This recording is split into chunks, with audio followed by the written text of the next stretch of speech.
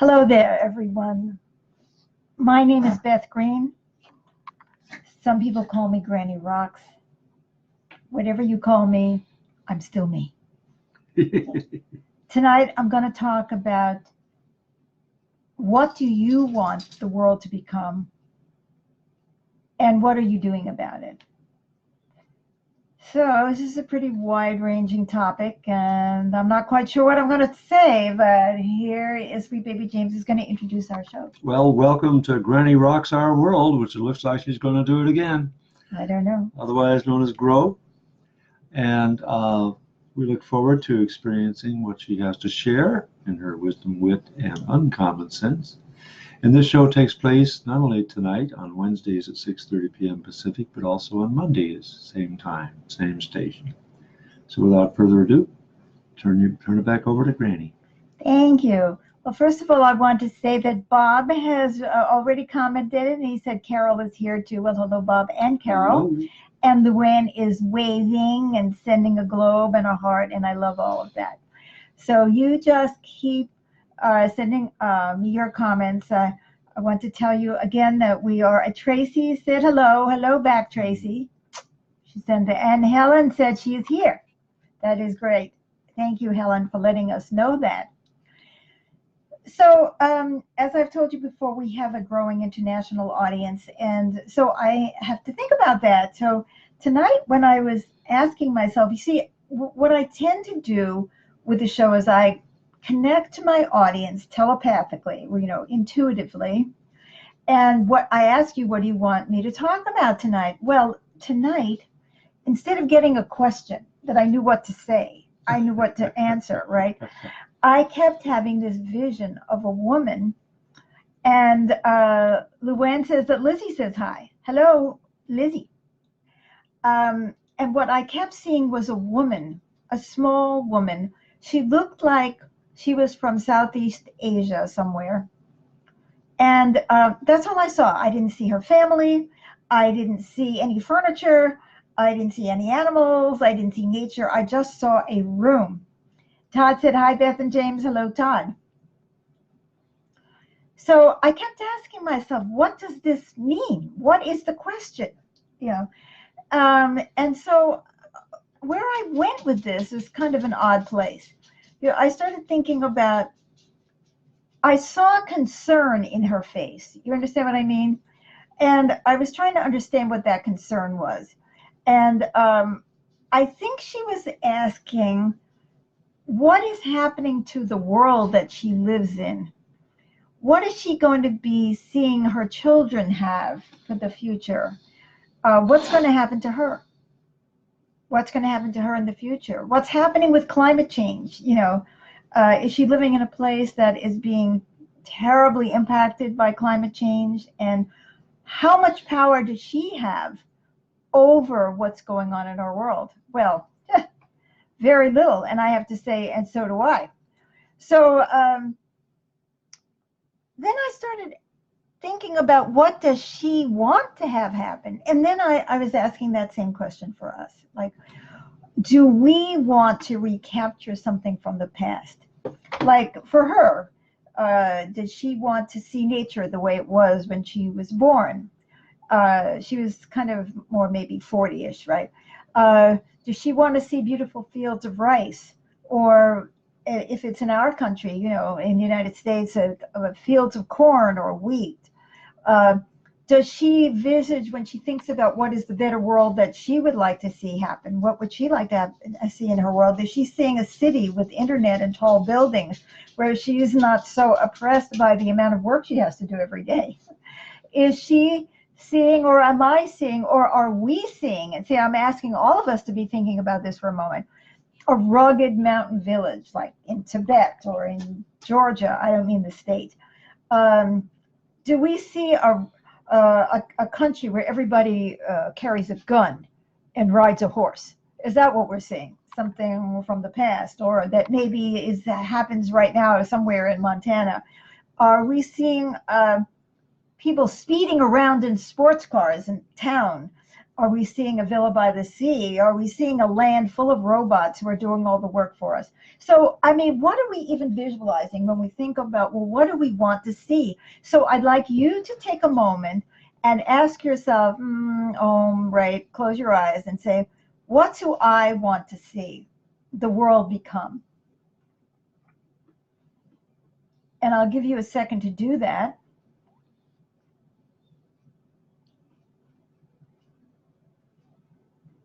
Okay, now, then I started thinking, so how are we going to co-create this world when we have so many different images? Because I bet you that we had different ideas about what we wanted to see. And so I said, well, what do we all want? Now, I'm going to give you an example when I say we want to see different things. There are a lot of people who live in the community where James and I live who are major gun advocates.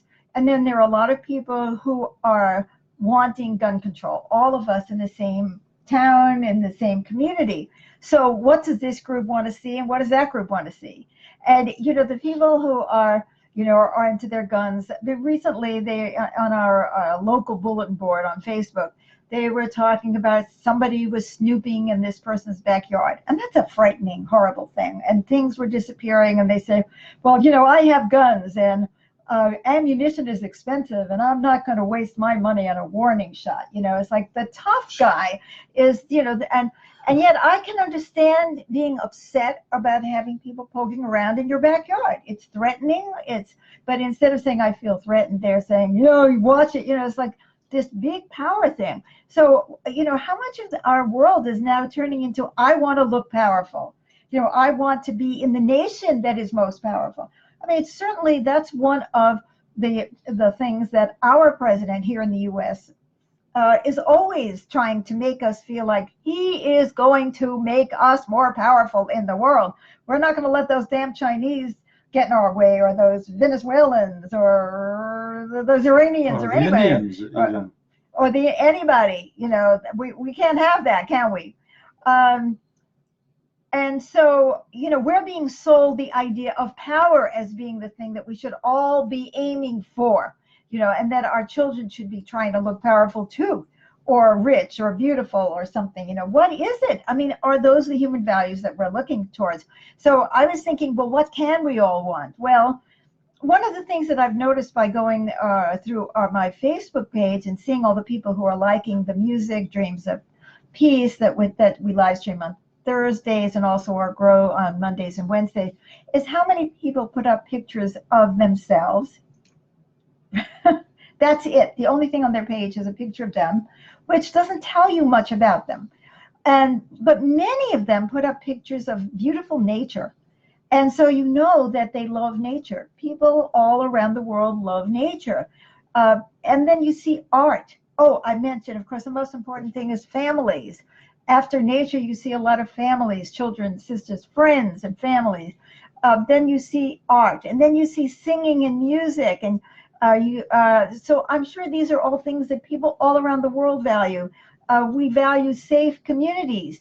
Some of us think the only way to be safe is to carry a gun and scare that out of everybody, right? But we really want, underneath it all, we want safe communities. We want prosperity, whatever that means to you. Oh, Bob says people relating, connecting, helping, enjoying, and thriving. You said that. I'm going to say that again, what Bob said. People relate, I'm sure this is what he means, is what do people really want? They want to see people relating, connecting, helping, enjoying, and thriving. And I'm with you, Bob. And people want prosperity, meaning enough so that people aren't starving, as you see in so many nations. People want good health. That's part of all of that thriving. People want a future for their children. Hopefully, that is, you know, like the American dream used to be, that, you know, your children would have a better life than you did. And are we building that world? Are we fighting for that world? And Amy said, thanks for this show, Beth. Thank you, Amy, for your comment. So we are definitely building that in some ways. You know, we have, just on the music front, all kinds of access to different kinds of musical instruments and expressions. I saw, this was also in Southeast Asia, a guy was sitting and playing a Yamaha keyboard, that was plugged into electricity, and then others are playing native instruments. And it's just amazing how, and people love the piano. They hear me play the piano. Helen said, a world based on the highest good of all. That's what she wants to see. And that's what I want to see too. And let's get to that. So we're seeing breakthroughs in medicine. We are actually seeing less hunger worldwide, I have read. We have an amazing ability to communicate with one another. We have access to information, amazing access to information, right? But we are simultaneously turning nature into a dump for our garbage. We are not caring about the consequences of our actions as long as we have what we want and need, and as long as we feel good about ourselves. And this brings us to Helen's point about, a world based on the highest good of all. In fact, I want to talk a little bit about the pollution thing, which I also want to talk about again, which is that Irene said, hi, Beth. Hello, Irene. That we in the U.S. have been feeling really virtuous because we've been recycling plastic. Well, we've only recently discovered that we're not recycling plastic. We are dumping plastic, and sometimes contaminated by all kinds of waste on nations that can't afford to say no, although they're fighting back now. So, see what I'm saying? I get to feel virtuous. Oh my God, see, I'm good. I'm recycling plastic. But I'm not really being virtuous because I'm not checking out to see what's happening to that plastic after it leaves my doorway, right? Right. So Helen's point, the world based on the highest good of all, means we have to start paying attention to the impact of the things that we do on one another. And I'm not seeing a whole lot of that. We see in our political system here, and I know this happens everywhere. I'm not naive. I'm not thinking that the Americans are the only, unconscious people on the planet, right? We see people say, oh, Venezuela, or look at what's going on here or there, and let's slap some tariffs on people, or let's close the news on somebody. But are they thinking about the people? When we get likes from people from nations that my government thinks are bad, like Venezuela or Iran, when we get likes from those, I actually look at the faces of those people and I'm thinking, God, these are people. You know what I mean? And they are suffering because of our actions. Now, I'm not saying that everybody is right and we are wrong. What I am saying is we do not think about the consequences of what we are doing personally and in the political arena, in our own communities and around the world. Somebody wants to build something to make money. They're not asking what it's doing to the animals. We never really have cared about what we were doing to the animal kingdom until the coyotes and the bears started to encroach on our territory and try to break into our cars or, move into our hills. And so we're turning nature into a dump for our garbage. We're not caring about the consequences of our actions.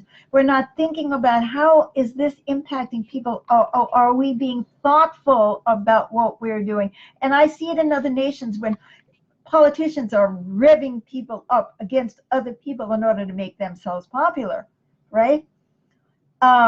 We are elevating to power people who sow divisiveness and prejudice, and we see that around the world.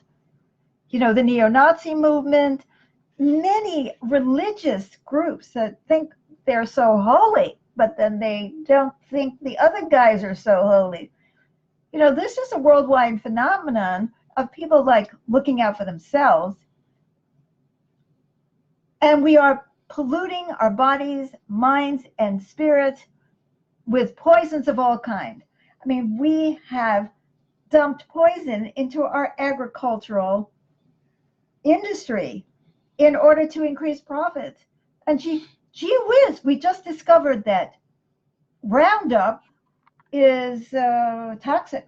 We just discovered this, right? You know what I mean? Just spray, it's convenient. So we are not really being conscious. And I am challenging us to not only be conscious about the way we treat each other in our own families, which we often don't do such a great job of either, right? It's like, oh, when I drink, for example, how am I impacting everybody in the house? Do I get angry? Or when I don't sleep enough, do I get irritable? When I'm taking drugs, do I get crazy? When I gamble, am I losing money for the family? So we have, when I'm angry, when I'm mean, am I damaging those flowers that are the people around us, every human being who has feelings? And beyond that, are we looking at what we're doing to our communities? Are we looking at what we're doing to our nation? Are we caring about what's happening to the guys on the other side of the country? Are we paying attention? Thank God we at least have the news. But are we also looking at how our behavior impacts others around the world?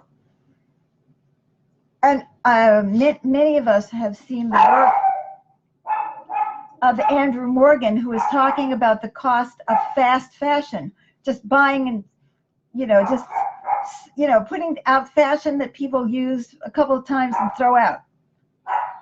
What is that doing to the nations where these things are happening? So are we thinking about that? Yeah, where people are working for starvation wages. Yeah. Yes. So back to Helens Point. When I look at that woman from Southeast Asia who was sitting in that room, I have to ask if she wants the same thing I do, which is for everyone, to care for everyone, not just for our own. It's not white people for white people, or Hindus for Hindus, or Muslims for Muslims, or blacks for blacks. It's everyone for everyone. That's what we're looking for, and for people's highest good, not just give people what they're asking for or what they want and buying them off, but seeing, is this really going to help people? Is this really going to help their spirits to get strong, to elevate them to a new place in their lives? And not just for people, but for all the creatures on the planet. And for all the creatures on the planet. That's what we're looking for. Helen says, everyone caring for everyone. What a world that would be. Yes.